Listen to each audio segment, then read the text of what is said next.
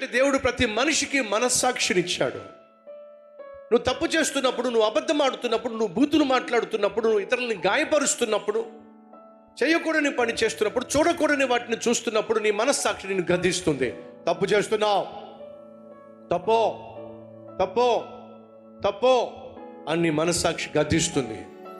అలా గద్దించినప్పుడు పరిశుద్ధాత్మ దేవుడు ఏం చేస్తాడు? నిన్ను ప్రేరేపించి పశ్చాత్తాపంలోనికి నడిపిస్తాడు. అందుకే ఆత్మ సంబంధమైనటువంటి దుఃఖము మనసుకు మార్పును తీసుకొస్తుంది. ఆత్మ సంబంధమైన దుఃఖము అంటే దేవుని ఆత్మ చేత ప్రేరేపించబడినప్పుడు నీలో వచ్చే దుఃఖం ఏం చేస్తుందని మనసుకు మార్పును తీసుకొస్తుంది. మన హృదయము మన ఎదుట దోషారోపణ చేస్తే, మీ హృదయము మిమ్మల్ని గద్దించినట్లయితే, నువ్వు చేస్తుంది తప్పో, ఏమిటి నువ్వు మాట్లాడుతుంది, ఏమిటి నువ్వు చూస్తుంది, ఏమిటి నువ్వు చేస్తుంది, ఎక్కడికి వెళ్తున్నావు, ఏం చేసి వస్తున్నావు, నీ హృదయం నిన్ను గద్దించినప్పుడు నువ్వేం చేయాలట?